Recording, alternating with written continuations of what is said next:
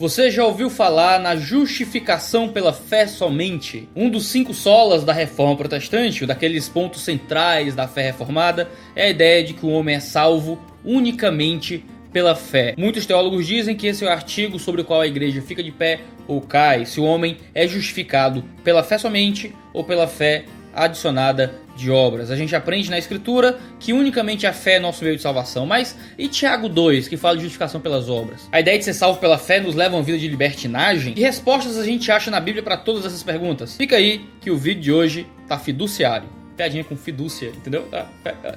Não. Foi mal.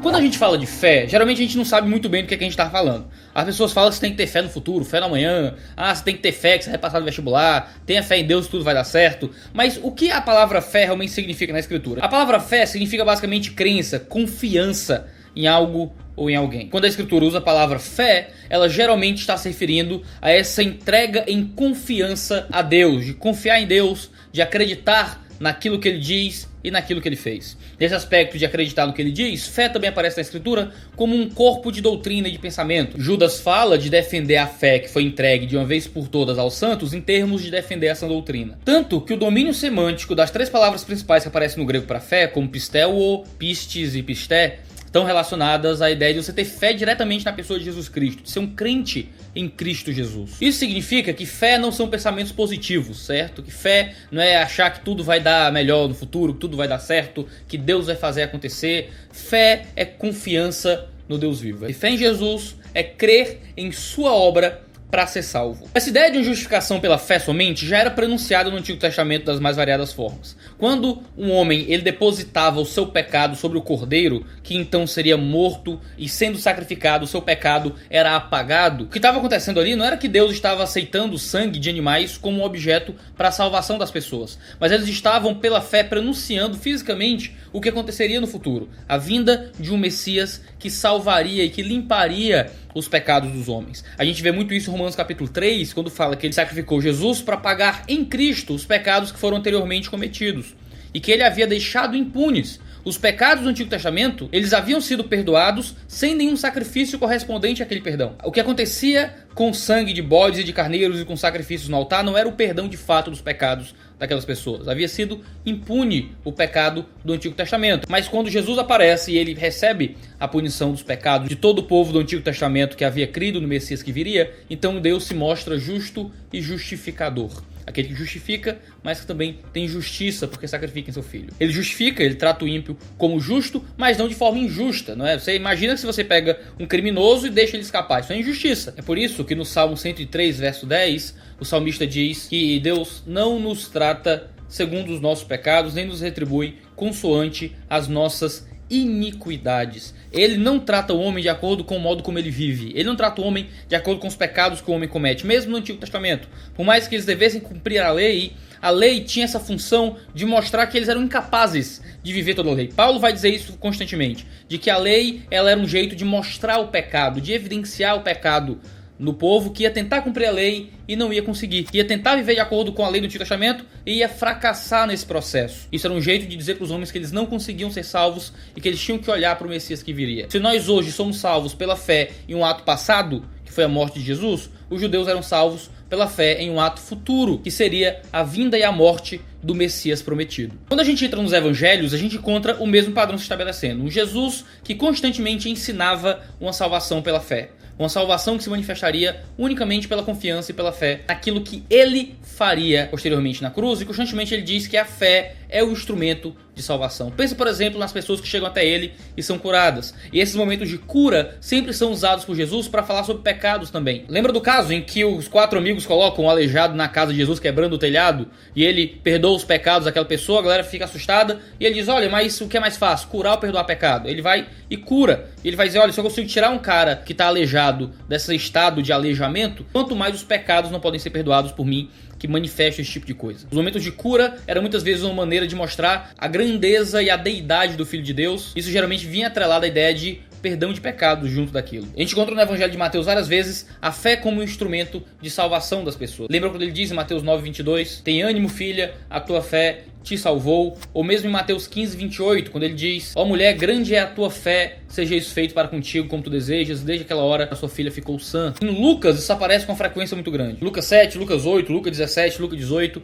constantemente vem esses trechos dizendo, e disse a mulher, a tua fé te salvou, vai-te em paz. E Jesus lhes disse, vê, a tua fé te salvou. Mas não só nos sinópticos, no Evangelho de João a gente encontra uma ideia de justificação pela fé, de uma salvação que vem através de um ato único e simples de fé em Cristo Jesus. João 7, 38 a 39, Jesus mesmo fala, quem crê em mim, como diz a Escritura, do seu interior fluirão rios de água viva. Ele estava se referindo ao Espírito, que mais tarde receberiam os que nele crescem. Até então o Espírito ele não tinha sido dado, pois Jesus ainda não fora glorificado. Esse rio de água viva não viria de outra forma além da fé. Lembra, fé significa crença. Crer em Jesus por si só fornecia um rio de água viva. Não é crer mais alguma coisa, não é crença mais algo, é unicamente crença. Aquele que crê, recebe. E acabou. Você creu, você recebeu do Espírito Santo, que é esse rio de água viva. Não existe nada mais sendo cobrado por Jesus aqui, além de fé. Mas isso é uma verdade nos evangelhos e uma verdade profundamente paulina. Paulo foi o maior pregador na escritura da justificação pela fé. Nós cremos que Paulo falou da parte de Deus. E ele, escrevendo aos Romanos, escreveu um grande tratado sobre o evangelho da justiça de Deus. E nesse evangelho da justiça de Deus, ele fala muito sobre como a fé é o instrumento da nossa salvação. Romanos 1,16 talvez seja o texto mais famoso, porque foi o texto que Lutero usou na Reforma Protestante para falar bastante sobre justificação pela fé somente. Paulo vai dizer, porque não me envergonho do evangelho, pois é poder de Deus para a salvação de todo aquele que crê. Primeiro do judeu, também do grego, pois a justiça de Deus revela no evangelho de fé em fé, como está escrito, o justo viverá pela fé. Por que Paulo não tinha vergonha do evangelho? Primeiro porque esse evangelho era poderoso, não é? O dunamis de Deus aqui, é o poder de Deus. Poder de Deus para o quê? Para a salvação de quem? A salvação de todo aquele que crê. Não é aquele que crê e faz algumas coisas, não é aquele que é digno segundo as suas obras, é segundo aquele que crê. Ele salva quem crê, ponto. Primeiro o judeu e também do grego, porque a justiça de Deus, essa justificação que provém do Senhor, esse ato de Deus conceder justiça, se revela no evangelho de fé em fé, pois como está escrito, o justo viverá pela fé. Essa é uma verdade do Antigo Testamento. Eu já falei que a justificação pela fé existia no Antigo Testamento. Abacuque é quem diz que o justo viverá pela fé. Aqui Paulo usa Abacuque justamente para dizer que o justo viverá, a sua vida será através da fé. E que o poder do evangelho se manifesta de fé em fé, de forma que o evangelho é poderoso para a salvação de quem tem fé, de quem crê. É muito poderoso o modo como Paulo desenvolve aqui, logo no começo da carta de Romanos, que é a fé o instrumento para a salvação e a fé somente. O modo como ele descreve a fé como elemento da salvação aqui de forma tão profunda, tão central, exclui qualquer outra coisa como elemento para encontrar a salvação que é contida no evangelho de Deus. É por isso que ele diz em Romanos 3:28, concluímos, pois, que o homem é justificado pela fé independentemente das obras da lei. O homem não tem que cumprir obras da lei para poder conseguir ser salvo. Cumprir obras, seguir os mandamentos do Antigo Testamento, agir de acordo com padrões pré-estabelecidos, não são instrumentais para a nossa salvação. O homem é salvo pela fé e pela fé somente, pela fé independentemente de obras, independentemente de seguir ou não a lei. Tanto que Abraão, conhecido como um dos pais da fé, é citado por Paulo ainda em Romanos, quando ele diz, pois que diz a Escritura, Abraão creu e isso lhe foi imputado para a justiça. Ora, ao que trabalha, o salário não é considerado como favor, e sim como recompensa. Mas ao que não trabalha, porém crê naquele que justifica o ímpio, a sua fé lhe é atribuída como justiça. Olha a grandeza do que Paulo está descrevendo aqui a partir de Abraão. Abraão creu, Abraão teve um ato de fé, e essa fé de Abraão foi imputada a Abraão como um ato de justiça. Abraão foi considerado justo porque creu. E a fé é descrita aqui como um ato de não trabalho. Por isso que ele diz em Romanos 4:6, Deus atribui justiça independente das obras. E me permita deixar isso claro o suficiente.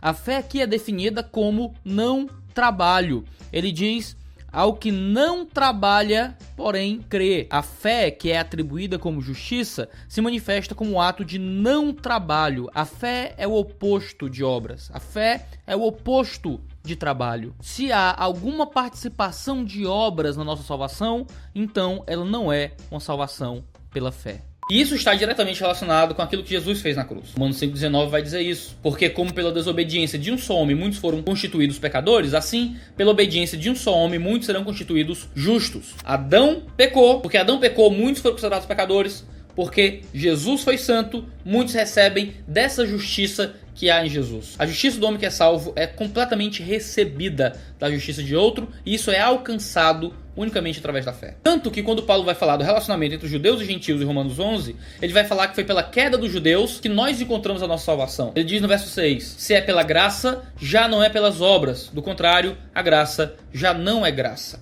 Se nós somos salvos através da graça de Deus, isso não está relacionado com as nossas obras em resposta à graça de Deus. Se houvesse alguma fagulha de obra no alcance da graça, a graça já não seria graça. Já não seria favor imerecido. Já não seria um presente de graça, gracioso. Se houvesse 2 centavos que a gente precisasse pagar, já não seria de graça. A gente já teria recebido algo através de algum esforço pessoal. Porque não existe nenhum fator de obras na nossa salvação, é que a graça é graça. Se houvesse obras, já não seria mais graça. Já não seria mais a salvação que a gente encontra revelada na Escritura. Ele continua agora no versículo 20. Pela sua incredulidade, aqui falando dos judeus, eles foram quebrados. E tu, gentil no caso, estás em pé pela fé. Então não te ensoberbeças, mas teme. Foi porque os judeus foram incrédulos. A palavra grega é tão interessante que a ideia de ausência de fé. Foi porque eles não tiveram fé que os judeus caíram. E foi porque tivemos fé que permanecemos em Cristo Jesus. A ausência de fé é queda, permanência na fé, Cristo. E não existe nenhum outro elemento além da fé aqui,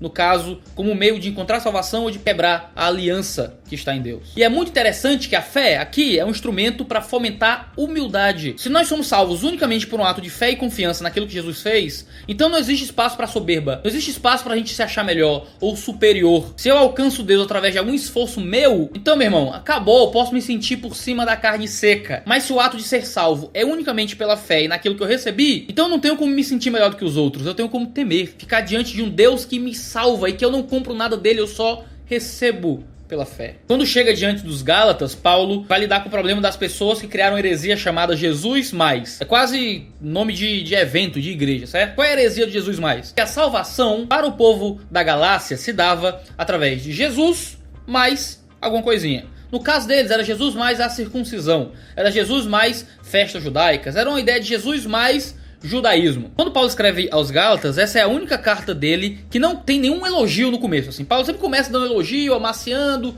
sendo legalzinho, aí pô, ele desce a lapada na cabeça de todo mundo. Quando Paulo escreve aos Gálatas, já começa com o pé na porta, tá ligado? Eu me surpreende que vocês passaram tão rapidamente para outro evangelho.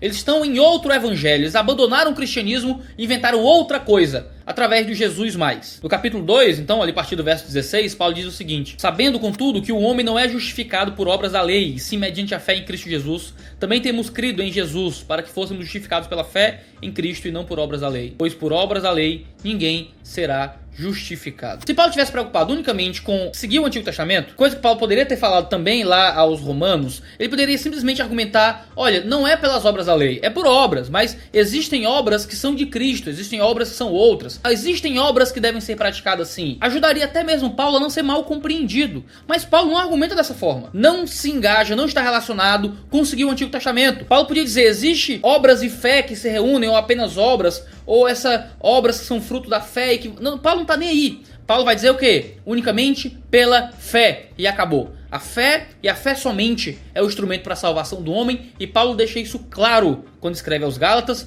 e trata o Jesus mais, e aqui a gente pode falar de Jesus mais obras como um problema muito parecido, como uma grave heresia que separa as pessoas do verdadeiro evangelho. Adicionar elementos à fé em Jesus como cobrança para a salvação te separa da verdadeira fé. Quando escreve aos Efésios, Paulo é ainda mais enfático, e ele chega a dizer no capítulo 2: porque pela graça sois salvos mediante a fé, e isso não vem de vós, é dom de Deus, não de obras, para que ninguém se glorie. E aqui ele não está nem lidando com a questão judaica nesse primeiro momento, certo? Se fosse por obras, existia espaço para gloriar. Se fosse por obras, existia espaço para alguém se sentir superior. Mas não é por obras, é unicamente por fé. Mas ele não diz: sois salvos mediante a fé e obras. Mediante fé, mais obras. Ele diz: salvo mediante a fé e não por obras. Sem obras. Acabou. E o mais louco é que ele diz que até essa fé não vem de nós. De que até a fé que nós recebemos é uma fé que é dada, que é concedida. Até a fé que é gerada no nosso coração, ela é recebida, ela é passiva. Deus nos dá fé. Deus gera fé em nós. Nós não criamos fé, nós não geramos fé, nós não atuamos para ter fé. Nós recebemos uma fé que vem de Deus. Isso não vem de vós, é dom de Deus. Deus nos dá fé nele. A gente vai ter um vídeo inteiro sobre isso no futuro próximo aqui no canal. Já escrevendo aos Filipenses, Paulo continua dizendo: não tendo a minha própria justiça que procede da lei, mas a que vem mediante a fé em Cristo, a justiça que procede de Deus e se baseia na fé. Quando temos fé em Deus, temos fé em Jesus, recebemos essa santa justiça. Daí que vem a famosa frase de Lutero, né? Simultaneamente justo e pecador. A ideia de que um homem, por mais que ele seja realmente pecador e que Deus sabe que ele é uma pessoa que peca, uma vez que ele encontrou Jesus, ele também, ao mesmo tempo, é plena e completamente santo. Não em nível de transformação moral última, de que eu já não peco mais. A Bíblia fala de pecado. 1 João vai dizer que aquele que diz que não peca, mente. O pecado ainda faz parte de quem somos, infelizmente, isso vai mudar só quando chegarmos nos céus. Mas que na nossa posição diante de Deus, já somos plenamente justos. O meu texto favorito para falar sobre isso, talvez seja o meu texto favorito na Escritura, é 2 Coríntios 5:21. O texto diz que aquele que não conheceu o pecado, ele o fez pecado por nós, para que nele fôssemos feitos justiça de Deus. Aquele que não viu pecado, Cristo Jesus, o próprio Deus o fez pecado, para que nós fôssemos feitos justiça. A ideia de fazer pecado e fazer justiça traz a ideia de considerar pecador e considerar justo. Jesus nunca pecou, mas na cruz ele foi considerado culpado. Porque quando o Pai olhou para Jesus, ele não viu simplesmente a vida santa de Jesus. Ele viu o meu pecado nele, ele viu o pecado do seu povo nele. E Jesus foi feito pecador na cruz. Para que nós nele, quando cremos pela fé no que ele fez, quando o Pai olha para nós, ele vê justiça. Ele não vê mais só o meu pecado, ele vê a vida perfeita de Jesus. De forma que agora eu sou tratado como se eu fosse plenamente santo. Porque Jesus foi tratado como se ele fosse pecador. Jesus morreu na cruz, sofreu da ira de Deus que deveria ser minha, para que agora eu recebesse do amor e do carinho e da graça do Deus vivo, como se eu fosse o próprio Cristo. Martinho Lutero coloca nas seguintes palavras: somos verdadeiramente e totalmente pecadores, com respeito a nós mesmos e ao nosso primeiro nascimento. Inversalmente, já que Cristo nos foi dado, somos santos e justos totalmente. Então, de diferentes aspectos, somos considerados justos e pecadores ao mesmo tempo. Alguns anos atrás eu escrevi uma poesia sobre essa doutrina que me toca profundamente, que eu tive que colocar isso no papel, que diz assim, que o cordeiro imolado recebia o pecado de quem era arrependido. Assim foi com o nosso amado, o Santo Cristo adorado pelo grande Deus moído. Para sermos perdoados, Deus foi amaldiçoado na cruz de agonia. O Deus Filho sem pecado entregou o seu próprio lado e foi ferido em covardia. Sobre ele a sua ira, que nos tinha em sua mira, foi lançada com furor. Sobre nós, a alegria que só Cristo merecia é imputada por amor. Poesiazinha bonitinha aí pra você ficar feliz. Você que gosta de poesia que nem eu. Opa, charlatão, você diz. Mas e Tiago capítulo 2? Tiago não está dizendo que a salvação é pelas obras também? Chico Tripa. Tiago 2 diz o seguinte: meus irmãos, que vantagem há se alguém disser que tem fé e não tiver obras? Essa fé poderá salvá-lo? No verso 20 ele diz: mas, ó homem sensato, queres ser convencido de que a fé sem obras é inútil? E no verso 24, vede então que o homem é justificado pelas obras e não somente pela fé.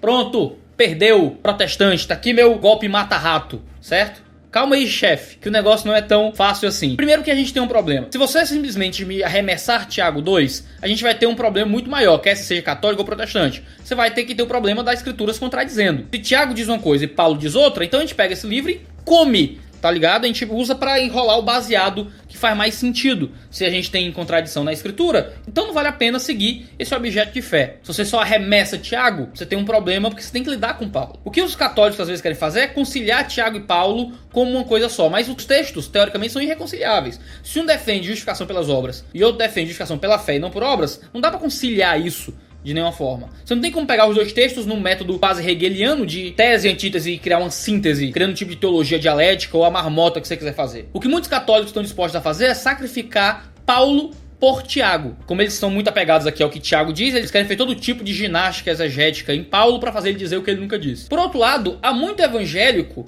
que quer sacrificar Tiago por Paulo, o que também não deve acontecer. Se você tem que sacrificar alguém pelo outro, a gente tem uma escritura retalhada. Mas eu até entendo, faria mais sentido sacrificar Tiago por Paulo, porque você tem um peso argumentativo enorme em Paulo, várias argumentações em Paulo, em Jesus, no Antigo Testamento, sobre a justificação unicamente pela fé, e você tem apenas Tiago, apenas em um capítulo, se opondo a essa miríade de outros textos. Se você for sacrificar alguém, Tiago estaria em desvantagem, porque ele é uma única passagem contra todo um escopo enorme de revelação. Eu entendo, mas eu não concordo, porque Tiago não está indo contra Paulo, porque Tiago não está discutindo a mesma coisa que Paulo está discutindo. Enquanto Paulo está discutindo como é que a gente encontra salvação, e o argumento dele é pela fé, Tiago está discutindo como é que a gente encontra fé, e a resposta dele é pelas obras. O que Tiago quer saber aqui é como é que eu identifico a fé verdadeira e a fé falsa. Como é que eu identifico aquilo que é fé e aquilo que não é fé. Eu não tenho como fazer um exame, eu não tenho como te fazer um exame de sangue e encontrar, sei lá, midi-chlorians de fé dentro do sangue de alguém. Oh, sua fé está alta, sua fé está baixa. Eu não tenho como fazer isso. Como é que eu descubro se alguém tem fé de verdade? Ele vai argumentar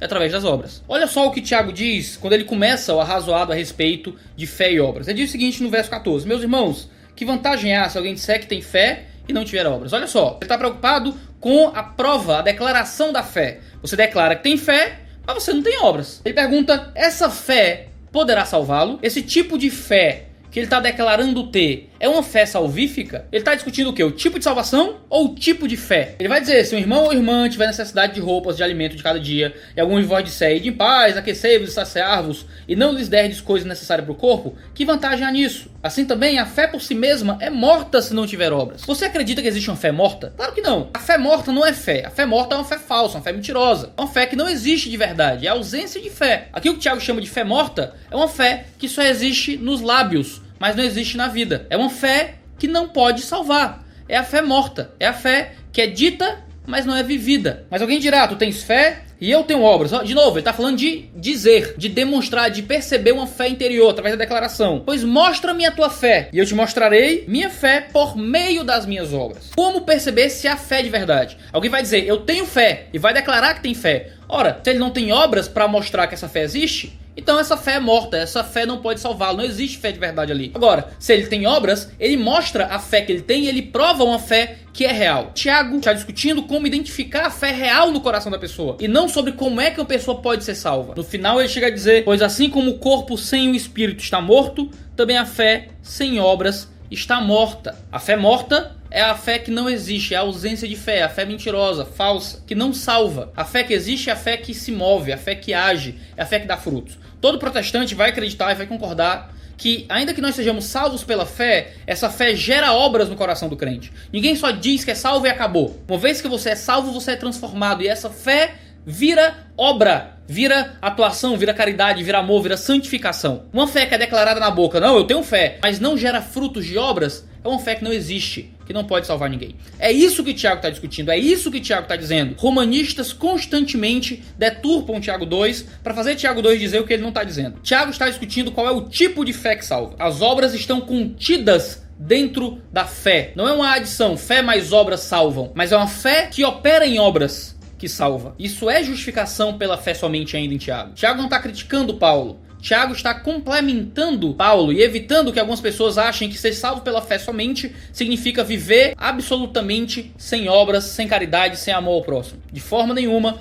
aquele que é salvo pela fé somente vive de acordo com a fé que professa com os lábios. A vida prova a fé que é interior. As obras são o teste da fé. Por isso que Tiago vai dizer que ninguém vai ser salvo só por fé, nesse sentido do argumento que ele está colocando. Ninguém é salvo só por fé, por uma fé isolada de obras, porque essa fé sem obras não salva. Essa fé sem obras, essa fé que não gera obras, essa fé que não atua em obras, é uma fé mentirosa, falsa, que não é fé de verdade. Sempre que existe fé de verdade, obras vão acompanhar essa fé. Mas não é a obra que salva. Mas muitas pessoas tentam nos confundir argumentando coisas que não estão de acordo com o que Tiago diz. Tiago ficaria muito triste de ouvir as pessoas usando o texto dele contra o apóstolo Paulo. É por isso que o puritano Thomas Manton diz que pela justiça da fé somos quitados do pecado e pela justiça das obras somos quitados da hipocrisia. Deixa eu terminar com algumas aplicações práticas para a sua vida do Sola Fide. Em primeiro lugar, não existe nada que você possa fazer para ser salvo. Não tem nada que você possa fazer para que Deus queira salvar você. Você é salvo pelo que Jesus fez, por aquilo que Jesus concluiu, por aquilo que Jesus entregou na cruz. Ele pagou a salvação. Você é salvo unicamente por essa confiança.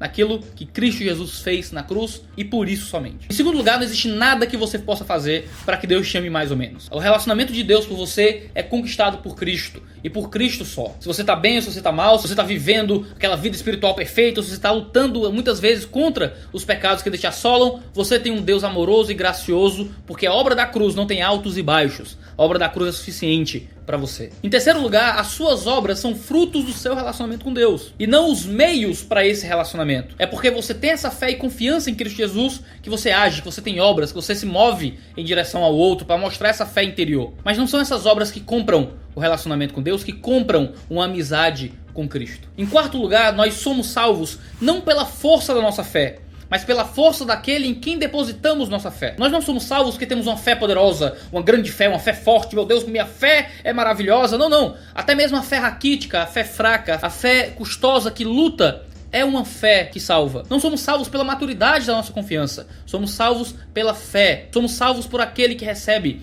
a nossa fé. J.C. Ryle, no livro Santidade, chega a dizer que a fé forte traz o céu para sua alma, mas mesmo a fé fraca leva a tua alma para o céu. Ainda que tua fé não seja daquelas mais poderosas, tu ainda fica dúbio no teu próprio coração, se é fé genuína, ela é uma fé que leva a tua alma para o céu. Mas o fortalecimento dessa fé e da confiança e da maturidade em Jesus pode trazer um céu para a tua alma. Isso é algo a ser desejado e buscado. Em último lugar, nada é por mérito. Nada na vida cristã é porque merecemos. Agostinho chegava a dizer que até mesmo os galardões que receberemos de Deus nos céus nada mais são do que Deus premiando seus próprios dons. É Deus nos entregando dons e nós recebendo nos céus a recompensa de Deus por aquilo que Deus atuou em nós. Tudo é dado, tudo é por graça, tudo é recebido, tudo é por fé e por fé somente. O que é que você pensa disso tudo? Comenta aqui embaixo. Você concorda, você discorda? Deixa sua opinião aí. A gente tá aqui para manter esse debate aquecido e saudável. Entre em 2dedosteologia.com.br. Você tem notícias, artigos e tudo mais nas nossas redes sociais. A gente interage. E você pode nos ajudar a sustentar esse canal sendo nosso patrão, entrando no nosso grupo do Telegram, batendo papo com a gente no conteúdo exclusivo e antes da hora, ajudando a preparar algumas coisas dos vídeos, revisando, recebendo o vídeo antes de todo mundo e ajudando a popularizar a boa teologia na internet. Então muito obrigado por nos acompanhar até aqui. Valeu, negada,